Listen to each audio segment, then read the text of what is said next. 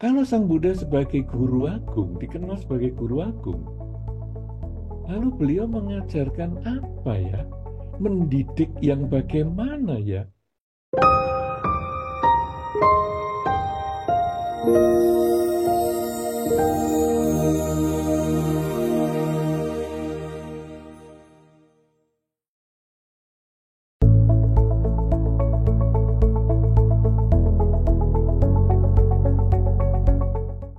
Pandangan agama Buddha tentang pendidikan. Apalagi kalau kita memahami bahwa Sang Buddha sendiri sering dikenal sebagai guru agung. Berarti kalau berbicara tentang guru, ini berbicara tentang pengajaran dan pendidikan. Karena ada sedikit perbedaan, walaupun mungkin kadang orang sering menyampurkan antara pengajaran dan pendidikan. Pengajaran itu sebetulnya adalah kegiatan yang dilakukan untuk berbagi pengetahuan. Jadi lebih cenderung pada kegiatan intelektualitas. Jadi pengajaran sehingga membutuhkan tempat yang khusus, waktu yang khusus, ya, sehingga kalau kita mengenal ada di Indonesia ada istilah proses belajar mengajar atau proses pembelajaran. Jadi di sini jelas pengajaran itu ada proses pembelajaran. Jadi apa yang diberikan oleh seorang guru kemudian juga melibatkan kegiatan para anak didik untuk belajar bersama. Ya, ini adalah pelajaran. Nah, kemudian pendidikan. Pendidikan ini justru menjadi lebih dalam daripada pengajaran. Kalau pengajaran itu berbicara tentang ilmu pengetahuan, membagi ilmu pengetahuan sehingga cenderung mendorong atau mengkondisikan siswa ajar ini untuk lebih pandai. Tetapi kalau pendidikan, ini adalah mengkondisikan anak lebih bermoral. Jadi pendidikan itu tidak tergantung oleh tempat. Pendidikan itu banyak dari percontohan. Sehingga kalau sekarang Sang Buddha disebut guru agung, karena kita diharapkan bukan cuma belajar ilmu agama Buddha atau ilmu kebudayaan. Ya, ilmu kebudayaan itu misalnya teori-teori tentang 4 kesunyataan mulia, teori-teori tentang ketidakkekalan, itu teori semua. Itu adalah termasuk dalam pelajaran. Tetapi kalau Sang Buddha disebut guru agung, kita berbicara tentang bagaimana kemoralan itu, bagaimana kita mencontoh, meniru apa yang disampaikan oleh Sang Buddha. Bahkan Sang Buddha di dalam khotbah beliau yang pertama, Dhammacakkappavattana Sutta atau khotbah pemutaran roda Dharma, Sang Buddha menyampaikan bahwa apa yang beliau sampaikan ini selain beliau pelajari, beliau mengerti dan beliau melaksanakan.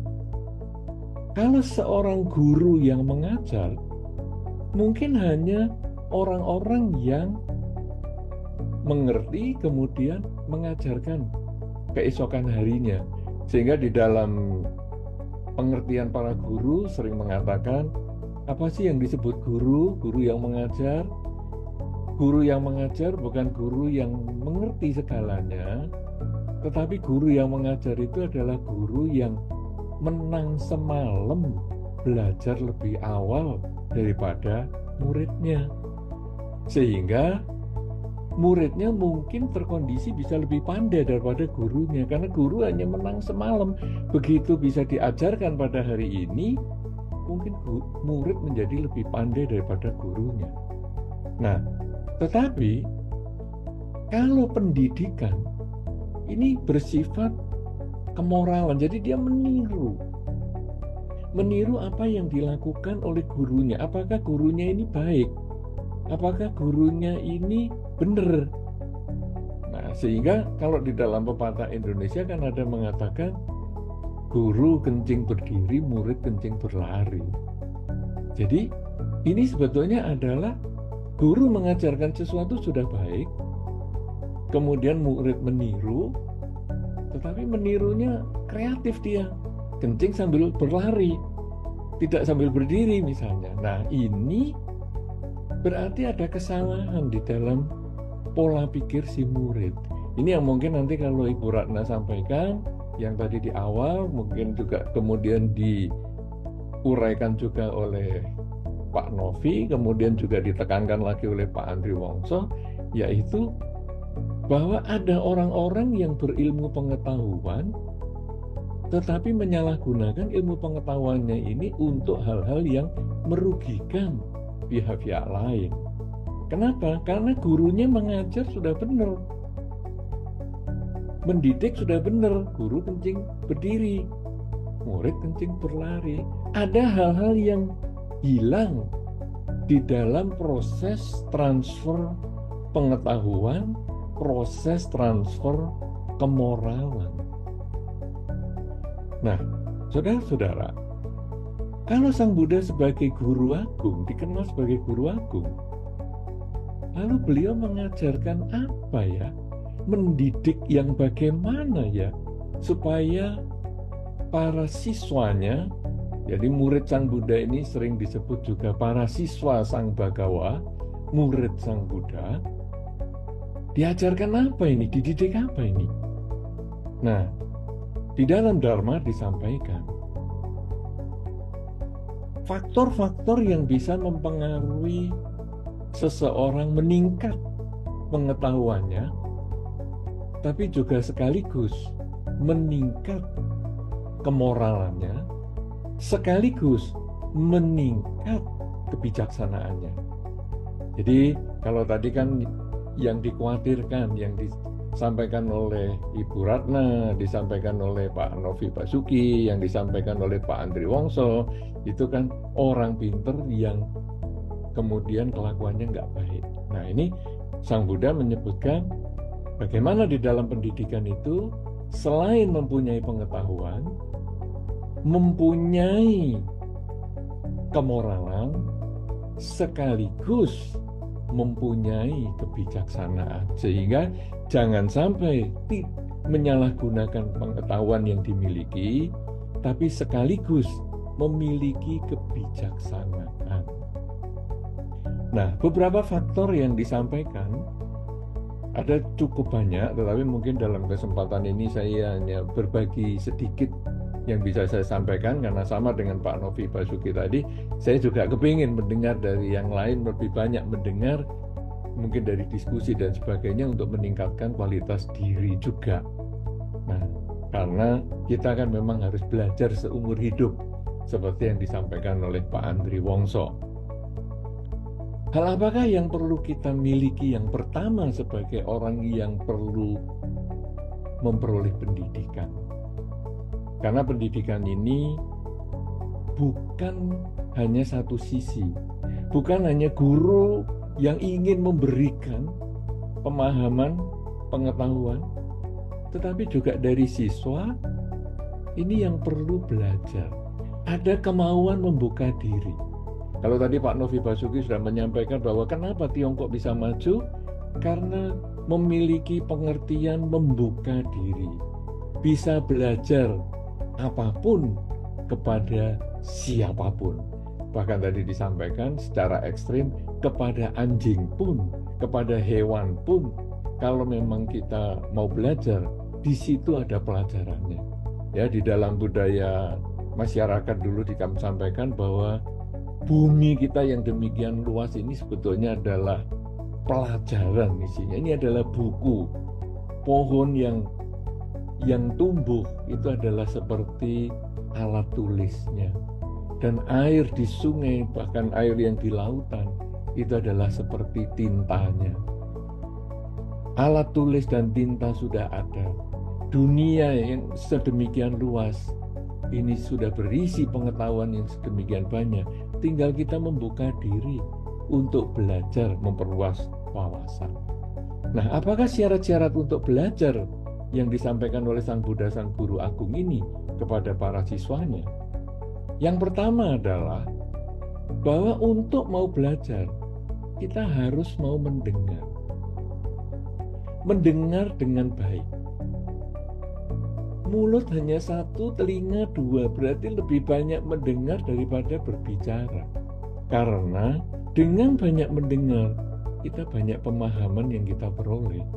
Mendengar tentu saja bukan hanya dengan telinga yang dimaksudkan di sini, tetapi mendapatkan informasi selain dari indria telinga.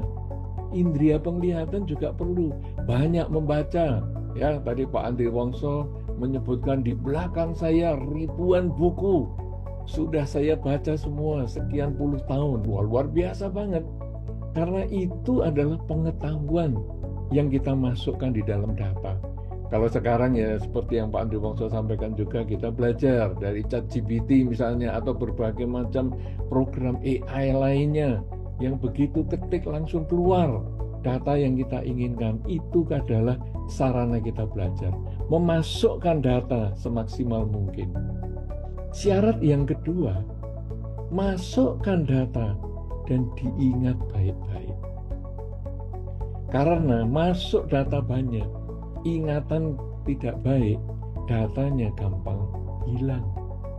Kalau di dalam Dhamma sering dikatakan manusia belajar itu seperti guci. Guci ataupun kendi yang kalau diisi ada kendi yang lubang bawahnya. Begitu diisi langsung keluar, diisi langsung keluar. Jadi orang yang belajar banyak, membaca banyak, mendengar banyak, tetapi langsung lupa. Sehingga setelah acara ini misalnya kita mendengar dengan serius, kemudian acara ini selesai, ditanya bagaimana acara hari ini? Wah, bagus-bagus. Apa kira-kira isinya? Wah, nggak tahulah, kamu lihat sendirilah dokumentasinya. Padahal sebetulnya lupa, karena dia seperti guci yang bolong bawahnya. Ada juga orang yang belajar seperti guci yang retak. Jadi diisi air, beberapa lama airnya rembes keluar. Dan akhirnya airnya juga habis. Orang yang belajar, tetapi tidak lama kemudian dia melupakan apa yang dia diperoleh. Mungkin sehari, 2 hari, seminggu, 2 minggu, acara ini berlangsung, kemudian apa ya kapan itu pelajarannya? Nah, ini menjadi lupa. Nah, idealnya orang belajar di dalam Dhamma disampaikan adalah seperti guci yang utuh, diisi air, bisa diisi penuh, tidak bocor, tidak rembes, tidak lubang, dan bisa dimanfaatkan setiap saat. Sehingga ketika orang sudah membaca dengan banyak, mendengar dengan banyak, belajar dari berbagai sumber dengan banyak, dia hendaknya mempunyai daya ingat yang baik. Dia menjaga daya ingatnya ini dengan baik. Ya. Nah, bagaimana bisa menjaga ingatan dengan baik? Nah, inilah unsur yang ketiga. Kalau yang pertama tadi, belajar dengan baik, mendengar dengan banyak. Kemudian yang kedua adalah berusaha mengingat pelajarannya. Maka yang ketiga adalah bagaimana cara mengingat? Adalah dengan sering berbagi. Sering berbagi kepada pihak lain. Jadi, apa yang sudah kita pelajari ini hendaknya kita bagikan. Supaya apa? Supaya kita juga ingat apa yang sudah kita ketahui tadi. Karena semakin sering dibagikan, semakin mantap ada di dalam pikiran kita. Kalau tadi di dalam Dhammacakkappavattana Sutta atau khotbah Sang Buddha dalam pembabaran Dhamma atau pemutaran roda Dhamma kan disampaikan, Sang Buddha mengajarkan ini setelah dia mengerti, mengetahui, dan mempraktekkan. Nah, kemudian diajarkan supaya tambah difahami lagi. Karena kalau kita lihat Dhammacakkappavattana Sutta atau khotbah Sang Buddha tentang pemutaran roda Dharma, ini menjadi kurikulum yang diajarkan oleh Sang Buddha selama 45 tahun. bahkan menjadi kurikulum Dharma yang sampai saat ini, yang sampai di masa depan orang belajar Dharma selalu berbicara tentang apa yang disampaikan Sang Buddha di dalam pemutaran roda Dharma, yaitu 4 kesunyataan mulia. Jadi itu sebetulnya adalah satu contoh dari Sang Buddha. Ketika kita memahami, sudah melaksanakan, ajarkan kepada pihak lain. Karena itu juga menjadi bagian dari upaya kita mencerdaskan lingkungan, mencerdaskan masyarakat di sekitar kita, mencerdaskan dunia menjadi terang bagi dunia. Nah, kalau kita sudah mengajarkan, selain kita belajar lebih banyak, kemudian kita mengingat dengan banyak, kemudian kita mengajarkan supaya kita lebih banyak ingat. Nah, kalau kita sudah mulai ingat dan kita mulai melaksanakan di dalam kehidupan sehari-hari, maka kita muncullah pengetahuan yang disebut kebijaksanaan. Kebijaksanaan ini apa? Kebijaksanaan di dalam Dharma adalah orang yang bisa membedakan hal baik dan hal yang tidak baik. Karena orang bijaksana itu bukan hanya saya ingin berbagi tanpa berpikir hal yang lain, tetapi saya berbagi dengan memikirkan banyak hal. Salah satunya, apakah cocok apa yang saya mau bagikan ini kepada dia? Apakah waktunya cocok? Apakah bahasa yang saya gunakan cocok? Apakah contoh-contohnya sesuai? Ini sebetulnya adalah kebijaksanaan. Jadi mengajar bisa mengajar, tetapi perlu kebijaksanaan. Memilih yang penting sebagai yang penting, yang tidak penting sebagai yang tidak penting, untuk dibagikan kepada lingkungan kita. Kalau kita sudah bisa belajar dengan baik, dia punya daya ingat yang banyak dan baik, kemudian berusaha mengajar, meningkatkan daya ingat kita supaya menjadi lebih banyak lagi, muncullah kebijaksanaan, dan akhirnya semua hal yang kita ajarkan itu, yang kita pelajari dan kita ingat dan kita ajarkan itu, hendaknya didasari oleh pandangan yang benar. Apakah yang disebut pandangan yang benar? Bahwa hidup ini sebetulnya tidak kekal. Kita pernah hidup beberapa menit yang lalu. Kita akan hidup beberapa menit yang akan datang. Tetapi sesungguhnya hidup adalah saat ini. Beberapa menit yang lalu kita pernah hidup tapi sudah tidak hidup. Beberapa menit yang akan datang kita akan hidup tapi belum tentu hidup. Maka hidup adalah saat ini. Ketika hidup adalah saat ini, maka kita tidak boleh menyia-nyiakan waktu kita saat ini untuk melakukan hal-hal yang negatif. Kita harus memanfaatkan hidup saat ini untuk melakukan yang terbaik. Karena ketika saat ini melakukan yang terbaik dan saat berikutnya kita hidupnya sudah tidak ada lagi, maka kita sudah memiliki bekal kebajikan pada saat ini. Tetapi kalau kita menunda kebajikan itu, mungkin besok saja saya lakukan, atau lusa saja saya baru memberikan pelajaran kepada teman-teman saya atau lingkungan saya, iya kalau besok masih hidup. Kalau besok sudah meninggal, maka hilang kesempatan kita untuk berbuat baik. Nah, dengan memahami bahwa hidup adalah saat ini, maka kita akan memiliki pengetahuan yang cukup dan memiliki daya ingat yang baik tentang pengetahuan kita, dan kemudian kita berbagi kepada lingkungan sebanyak-banyaknya sambil kita untuk menjaga perilaku kita, karena kita ini sudah bisa membagikan data kita kepada lingkungan kita, maka kita juga hendaknya kemudian memahami bahwa hidup adalah saat ini. Saat inilah saya harus mengisi kebajikan dengan sebaik-baiknya, berbagi kepada lingkungan juga hal-hal yang baik. Kalau sudah demikian, maka kita lalu melihat, kalau guru kita kencing berdiri, maka kita pun harus berusaha menjaga perilaku kita agar tetap sesuai dengan apa yang diajarkan oleh guru. Memiliki ilmu pengetahuan, memiliki kecerdasan, tidak lagi disalahgunakan, tetapi akan kita gunakan untuk upaya membangun diri kita menjadi lebih baik, membangun keluarga menjadi lebih bahagia, membangun masyarakat, membangun negara, membangun dunia untuk menjadi masyarakat dunia yang baik dan bahagia.